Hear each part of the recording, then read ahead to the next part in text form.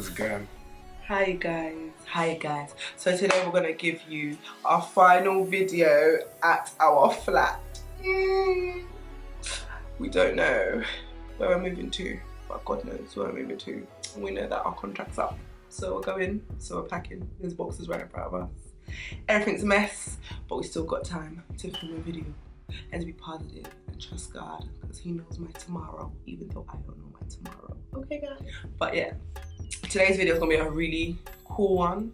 I'm excited because we're going free flowing with it. We haven't thought about it beforehand. We just wanted to do a topic, and I believe someone requested it and it really resonated well with us. It's sort of a reflection video. We will be doing 10 things we'd tell our teenage self. We're going to split it, so 5 for him and 5 for myself. And when we do it, we're gonna say why. We won't brag on too much, but yeah, I'm gonna say blah blah blah and whatever reason why. So, do you want to do the first one? Yeah, let me do some Go talking. ahead, boo. Number 1. Failure does not mean it's the end. Yeah? So what that means is, if you have a setback, it doesn't mean it's gonna be the end, because it's your opportunity to have a greater comeback. So, for me, I've experienced setbacks upon setbacks.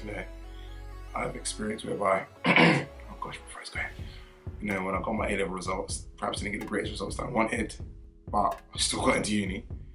Still was able to do biochemistry. Then even when I got kicked out of, obviously everyone knows the uni I went to, Nottingham Trent.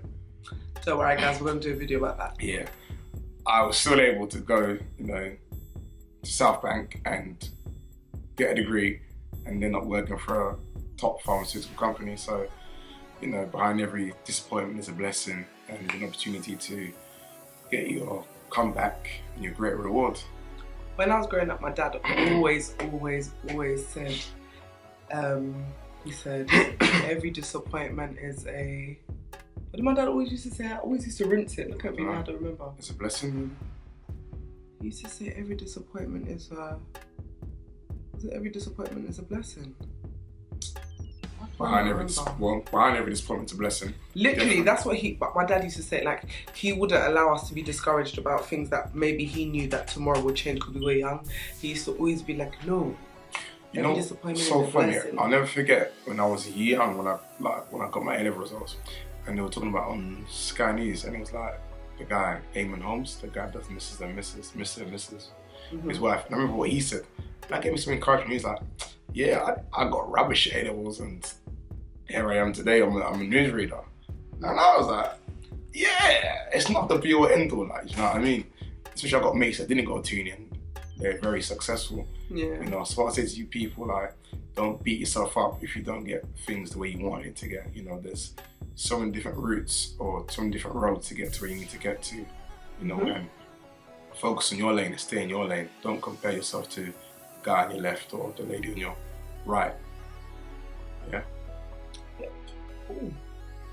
I would say to my teenage self, I'd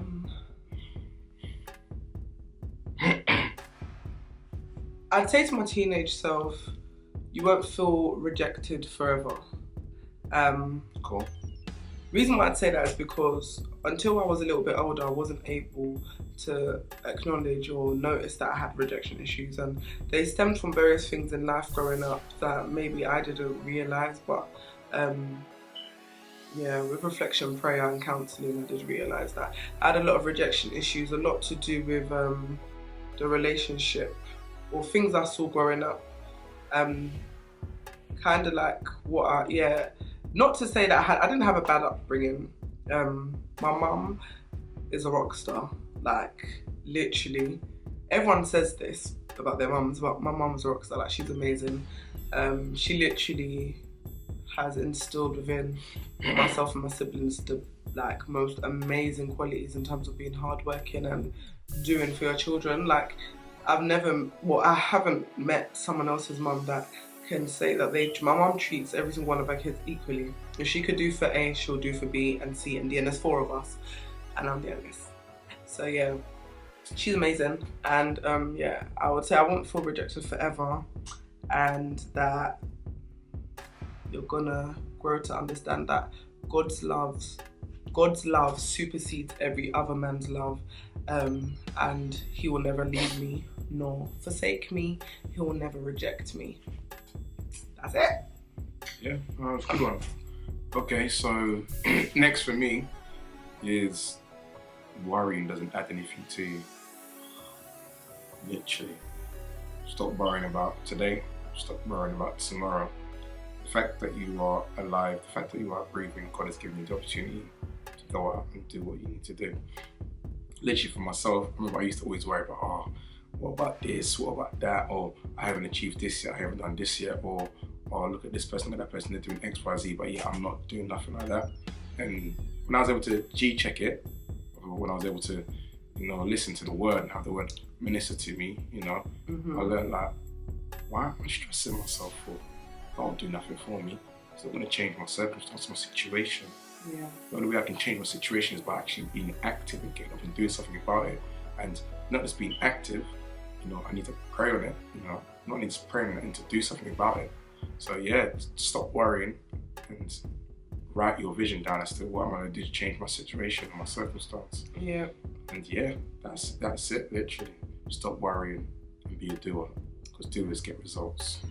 Yeah. I love that, babe. Thank you. The second thing I'd tell my teenage self is that you don't have to shortchange yourself to please others. And in saying that, I'm talking about the decisions I made with friendships, with relationships, with boys, and even with the relationship I had with Ejay at the time. As I said, I started getting at 19, so I was a teenager. And the previous relationship I had before that, and boys that I'd seen before that, and so forth. We all have our histories, right? I wouldn't shortchange myself because I'm amazing and God loves me. And obviously at the time, I had always been Christian growing up, but I got saved and dedicated my life to Christ off my own back when I was about 17. I'm baptized about a week after my 18th birthday, and then I backslid. But we're gonna go into that video, and this video is a video that everyone keeps requesting about how we kind of got saved and all that stuff, but it's very, very, very deep, especially to me. No, I understand. And I don't want to not give it to everyone like the best way possible, so I don't want to rush it. I just want to take my time and make sure that we give it to you amazingly, and that it changes lives, and that people get saved, maybe. In Jesus' name. When you hear it. But yeah, so the decisions I made, I was so up and down between the ages of 16 and 20, and I think I shortchanged myself a lot. Maybe not putting myself on a pedestal that I should have been on, maybe being horrific and horrible. I was such a naughty person, as in my character. I don't swear, but I literally was a bitch to people. I was very demoralizing, and just, I was horrible to people. I was a fun person, but at the same time I was very disrespectful. Or I don't want to say disrespectful, maybe I was very rude. I was very abrupt and, spoke any which way to people. And because I was so used to being that way, eventually when I got older, it was something that I was struggling to get rid of, because that was already a characteristic that was now tagged onto me, even within my relationship. So I won't shortchange myself. That was what I would tell myself. Don't shortchange yourself. Don't think that being nice and being sweet and being vulnerable is bad. It's not bad. It's a good thing. That's what I would tell my teenage self. Cool. That was a good one. I like that. I think a lot of people need to hear that still. Yeah. So what I would tell my teenage self is stop being focused on material things, material goods, and in fact be a saver and invest your money. Yeah, man. Honestly, if I could really, one of the key advice to give myself if I was a teenager, or teenagers that are watching this, literally, don't worry about spending £100 on your Harachis. Don't get me wrong, you can treat it as a once in a while, but it's not every month always getting yourself the newest pair of Jordans when your bank balance is saying minus, do you know what I mean? You hear stories, don't get me wrong, everyone has their own path, But you hear stories of people like 21, 22 getting their own places, their own mortgages. Yeah. Not places that the government's given you, as in your own mortgage, you know what I mean? So it's just be wise with your money and have good money management, you know. So when you get your, whatever it is, I don't think they do EMA no more. but if you work part-time, you know, try and split your money into threes. Like 1/3 towards, I don't know, your living costs, other third just to going out, other third you can try to save, you know what I mean? At the end of the year, invest it into something else, you know? And literally, there's a book, it's very interesting, called The Rich Man of Babylon.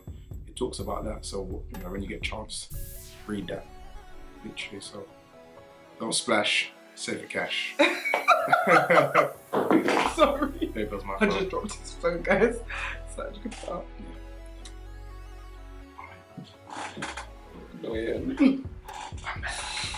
But yeah, so the third thing I'd tell my teenage self is respect your tempo, respect your body. I don't think that I was I was nowhere near a naughty girl like that, but what are you talking about, please? I was nowhere near like a naughty girl like that, but I just feel like at the end of the day, now I'm at a place where I know that I say that I'm a woman of God and that Christ resides within me, and if he resides within me, then my body or my temple, my whole being, my soul, my body, my flesh, whatever, is where I say that God and his spirit resides in. So I should treat it holy, I should treat it as a righteous thing. And I just feel like the younger me didn't. I got a lip piercing. I love that lip piercing. People started knowing me for this lip piercing. When I was 20, I got this lip piercing when I was 16. Literally the day after I finished my GCSEs, which is basically high school. Rebellious. And then I went away when I was 21 with him and his family, with Ejay and his family, to Maryland in America for 2 months. I know it was a long time. And when I was there, I used to play with my lip piercing a lot, and the bar broke, and basically I couldn't find a tattoo shop, and your mouth is like the quickest healing place in your body, and it closed. So it kind of looks like a beauty spot now. And I love it like that. So, yeah, but pretty much, yeah, treat your body as a righteous temple. Like, I would have not done my stupid tattoo that I have. I've got a tattoo that's so stupid. It says my initials. My name is Ebi Swade, as you know if you watch our wedding video. I always forget that's even my name, sometimes that's bad. But my name is Ebi Swade, and my middle name is Antonia, and my maiden name was Aberi. So my initials were EAA, and I got that tattooed, and I got 4 stars ascending from big to small, and it was meant to symbolize my siblings and myself. I'm the youngest, I was the small star between the E and the A, and then they came out like just above my bikini line. What rubbish is that? Yeah, you should, because don't go and do stupid stuff like that. Now, I regret it. Let me not say I don't regret it. I regret it. I just think it was so rubbish of me, and I didn't think it through, and now I forget it's there. And then sometimes when I see a star, I'm just like, oh, how can I get it off me? Like, I just feel like I didn't take time to think about what I was doing to myself when I was younger. I had 1 trillion piercings on my ears. I don't use any of them now. I don't even use my second air hole, and I've got like 5. My ears just look, I don't like them anymore. Like that, I just think they look a bit messy, and tattoos and piercings and all of that stuff. Just every single thing that's got to do with keeping your body righteous. I would tell my teenage self, keep your body righteous. It's the temple of the Lord. I heard that. Even I forget I've got a tattoo myself, so I've got one on my chest, but I forget. No, true. You know, I'm laughing, yeah. Because wait, quick story. I remember the day Ejay got his tattoo. Yeah, we were at uni, and he got it done and didn't tell me he was getting one done. So I got to his room now. Well, I got to his uni campus, and like, I can hear the boy in he had it on sweet. I could hear him inside the shower going like, oh, but he weren't showering, he was just in the bathroom. But I was like, why is he going, oh, oh? But I was thinking like, he was being attention seeking, yeah? Because listen, don't listen to this girl, yeah. She's wait, no, clearly he wanted me to come and be like, oh, what's wrong? But it's like, I think I saw Bepanthen and I knew what that was used for. It's like a cream, is it nothing cream? Or to soothe the dry skin or something like that. And I was like, clearly this boy got a tattoo, like, and I think I even saw a little bit of the Vaseline. I was just thinking like, I'm not gonna fall for it. So I didn't go and say nothing. It's because I want. And then later he was like, what? Yeah, my tattoo. And I was just wanted looking to at him stroke like, it. That's why. You're sick. You probably did back in the day. We were so sick, guys. Thank Jesus for His grace and His mercy. In Jesus' name. But literally, and tell them what your tattoo says. It's not funny. It's a great quotation. It's a great quotation. Did it need to be on your body? At the time, I felt it was necessary. You know when what did Tupac have on his belly? Sorry, I snorted. That I can't remember what it said. That was weird. I wanted to get that on my belly, but I was like, Fug life. Yeah, fug life. If you ever, that would have been the of us. No, I was like, that's long. I can't go through that threshold. No, pain. That's not. I said, make dreams reality. But for me, I love that saying, like, make dreams reality. I'm afraid I didn't need to get it written down my chest because I could remember it in my head. But you know, when you, yes, because of Ja Rule. Because Ja Rule had pain is love. So I was like, yes, I'll get make dreams reality like Ja Rule. Because I was saying like Ja Rule back in the day. But even that, it's just, it's long. It's long. Thank God we went on a holiday. I think it was to Egypt. And his skin tanned, and he never got like the. You know, sometimes you get your tattoos done twice because he's really he's chocolate skinned and whatever. Very chocolatey. So now it looks kind of faded. So I'm always like, hallelujah, praise the Lord, church. Hallelujah. Lord. So yeah, we both think we got him. But carry with your point anyway. No. What you tell your young self? You said. Oh, you got. I forgot now. I was mid-flow. There's nothing I'll say. Be yourself and just stick to being you. Mm-hmm. And so that is, it sounds vague, but there's a lot of depth to it. It's just growing up, especially wherever the area you grew up in, or city, town, yada, yada, yada. It could be a lot of peer pressure, you know. Mm-hmm. You need to be perceived as X, perceived as Y, but if you know you're not X and Y, why not be A and B, do you know what I mean? Yeah. And sometimes it's, if you're not part of the in, you're seen as an outsider, and when you're an outsider, it's like you're out there trying to get in. But if you know that's not you, you don't need to be like that. Do you know what I mean? Yeah. And it's where I've looked and I've seen, it's growing up like people that embrace what they were, and yet they're seeing the results from it. You're seeing it. Whereas those that were happily trying to fit in, that didn't fit in, and now it's like, what am I doing with myself? Yeah, so they're lost. They're still trying to find themselves. So literally, you know, everyone knows deep down like what they are, what they're destined for. Mm-hmm. Just stick to being you, literally, and be the best you can be. Love that. So the fourth thing I would tell my teenage self is that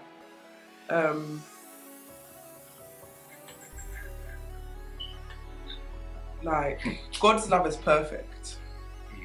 I think as a young woman, it's easy to look for love in all the wrong places, whether it be through friendships and boys and just, you know, acceptance, especially boys in this generation. I feel like I made a lot of stupid decisions with boys when I was younger because I was looking for love in all the wrong places. Not to say my mum and dad's relationship was horrific, it wasn't, but it wasn't the greatest either. And I think with me, I internalized a lot when I was young. So sometimes even now, I try not to so much because I can pray now, innit? So I can just release it to God. You get me? So even when I don't want to tell anyone else, I can just tell God, you know what I mean? Like, come on, that's Jake. What's so great about God, having God. Like, but literally, I would internalize things and think a lot, and I would hear things and see things and not say anything to anyone, and I'd be upset and dying inside, and I'll feel so broken and torn apart and so like craving for more, for like a real love, because I used to think it was like every love I saw around me was so fake and phony, and every single love that I saw around me was so temporary. Every single love I saw around me was so one-sided and selfish, and every single love that I saw around me was so like poisonous and toxic. So I craved like, he dropped his phone again, but that was you this time. So I craved like love and I was so secure with what I looked at on the outside, and I wasn't necessarily secure with the inside of me. So, and that had a lot to do with what I said about feeling rejected. So, I didn't have a love for myself within, because I didn't know. I knew I was worth a lot and I spoke a good game, but deep down inside, I didn't always know if I was worthy of certain things, or if I meant a lot to people, or if people wanted to love me or should have loved me, if that makes sense. Yeah, I wasn't too sure if I was, worthy and of a love that was pure and true. But as I grew up and I started understanding what the love of God was, it took me time to get there, but I got there. And that's why I would tell my young self, like, literally, like, love, yeah. The love of man is not like the love of God. Like, the love Ejay loves me is not even like the love of God. Even today, it's Sunday today, and our church service, literally, it was nuts. Like, in a good way. In a great way. Like, and my pastor said, like, the love of a brother, sister, mother, father, cousin, boy, girl, man, your husband, your spouse, anyone, it's never going to be like the love of God. Like, like, it's not even possible. So literally, I tell my young self that, don't worry, that love that you seek and search for is here already. Even though you don't see it, he's already got you. Even though you're not aware yet, like, God loves you more than you can ever know, more than I can even ever love myself. And that love you're craving is gonna come, and it doesn't come in the form of man. That's what I would tell you, Swade, the 16-year-old you. Love is coming, boo. And when he takes a grip on you, you're gonna be in awe. And I'm in awe of God. What's your last point? Yeah, so this is a juicy one. Alright, cool. So it's a 2-in-1, because I couldn't fit it into one. Yeah. So basically, not everybody needs to know your business. Not everyone's your friend. I took that one from when I was young. That one there is the realest. And obviously it's like, my mum always used to say it, and it's so true. Not because people smile in their face don't mean they're your friends. Yep. 100%.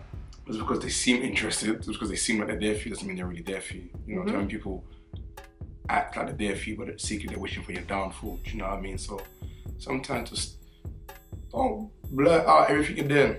Yeah. Sometimes let them think, how did that happen? You know what I mean? That's literally my new thing. Literally. Not everyone needs to know what you're up to. Not everyone needs to know your business. Stop telling everyone your business. People hold it against you. Yeah. They'll turn it back on you. Yeah. Literally. And then when you have an issue, don't be telling them your issues. Tell your issues to God. No, literally. Or someone that you know would give you sound advice. 100%.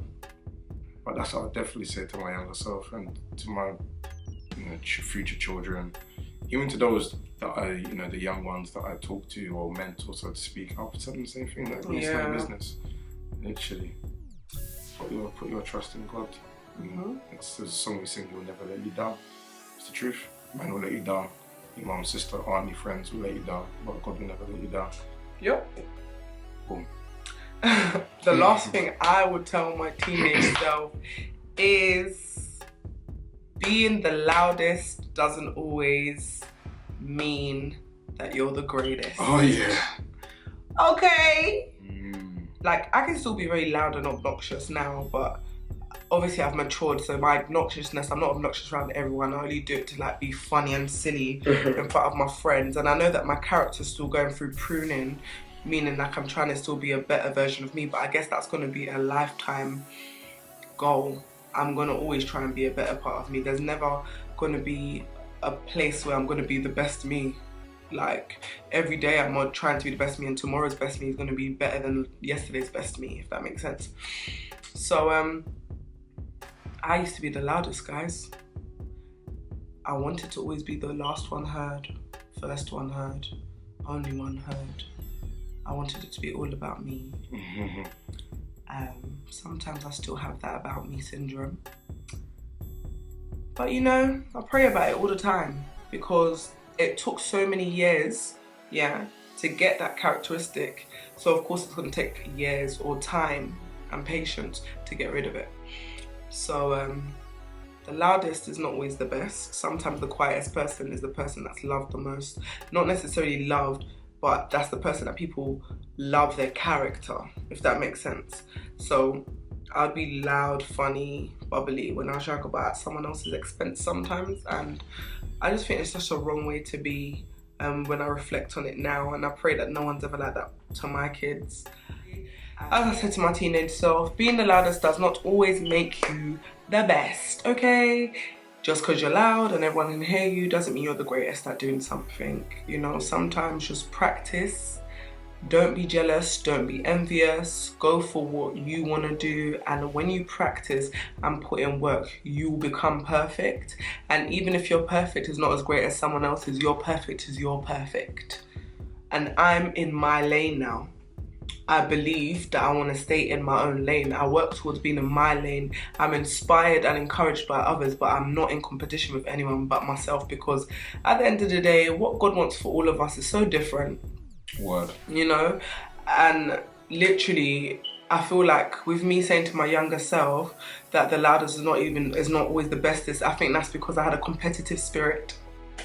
I always wanted to be the best, and because I was loud, I just was never the best. And it's funny you said that. Well, I was the best sometimes, but you know, like, even when you're the best to someone else, yeah, or to everyone else, you might be the pretty one, like, oh, so they're so pretty, you're so funny, or but you're so feisty.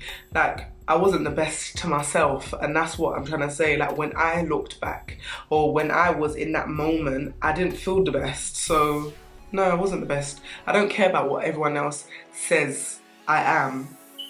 Obviously, I care about what God says I am. I care about my reputation and the characteristics that people see me to have. But someone can't tell me who I am. I need to be able to look at myself and say, Swade, okay, no, I genuinely feel like I am the best. And when I say best, I don't mean best as in better than someone else. I mean best as in the best me. Hopefully you loved this video, guys. I actually really enjoyed making this video because it's kind of made me realize and embrace where I have come from, and made me kind of love Jesus and love God even more, because he's taken me from a very hideous place. I'm not great now, but I'm way better than what I used to be. Yeah, no, it's a good video. Literally just advice and tips that we can pass on to those that are around us, those that are younger, you know, because at the end of the day, why make the mistakes that we made when you can prevent them? A wise man will learn from someone else's mistakes and not repeat them. Yeah, that is... So choose to be wise, literally. Yeah, literally. And be a leader and not a follower. And love yourself, you know, because if you can't love yourself, you can't love anyone else. And if you don't love yourself, don't expect someone else to be able to love you. It doesn't make sense. Someone else can't give you what you can't give yourself. Sorry. Come on, we'll talk, we can come with. But yeah, literally, God is love. Continue to love him with all your heart. But literally, I just want to say thank you to all those that have that follow us on Snapchat, and you sent us which advice and what tips for videos that you want to see from us. Thanks, guys. Because in the day we're here to, you know, entertain you. Are you entertained? Are you not entertained? No. Are you uplifted? No, seriously. Are you encouraged? No, we've got a few repetitions of things that people have said that we should do. So a few more challenges, a few more vlogs. So again, watch the vlogs, tell your friends, your sister, your mum, your auntie. And guys, our aim is to try and get to 10k followers by the end of this year. So we need you. We need you to get following, subscribing, recommending, and recommending. Oh yeah. Literally. So guys, before we say our signing out, I want you to list below some of the things that you would tell your teenage self. And I pray that the things that we have said has been able to inspire and encourage you guys. And that if you are feeling downtrodden right now, just know that don't worry. However you feel now, your tomorrow is going to be so different. Everything that we go through in life is temporary. That's why we're going through it and we're not staying in it. Yeah, we're going through a season. Every day is a different season. Every month is a different season in life. So don't feel downtrodden and know that everything's going to get better. You're going to literally get more mature and more experiences. And with life, more experience gives us more wisdom at the end of the day. So Write us below what you tell your teenage self, and encourage each other, because that is what your reflection is going to do, and I hope our reflection did that too. Thank you for watching. Please like, comment and subscribe, share, retweet. Put it on Instagram if you want to. Yep. Signing out. We love you guys so much. You guys have been awesome. We keep seeing people that like we watch your videos, and thank you. Keep watching, keep sharing, and keep subscribing, and just keep letting your friends know to watch us, because we hope we want to inspire you and change your lives.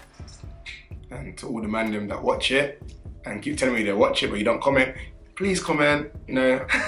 How instead of seeing me like, Ejay, you know, I watch your stuff, you know, like obviously I can't really bait it out, but I watch it. Well, you can comment, you know. Yeah. Anyway, guys. Alright then, anyways. Grow with us. Yeah, man. I hope us get to 10k subscribers. Yeah? Show. See you later. Cool. Even though I was at the back, I then became in the front, you know. So I just, again, it's only by His grace. I remember what. Obviously, that's another story. I'll get to it in one of our videos, but obviously I graduated later than most of my peers, most of my friends, but yeah, how God works, you know, He turned it all around, and now the position I'm in, the job that I'm in, you know, what I do is just favour and favour along. I've still got mates that are, you know, doing other things, perhaps that are not related to their field. I've literally just gone straight to food and soared, so yeah.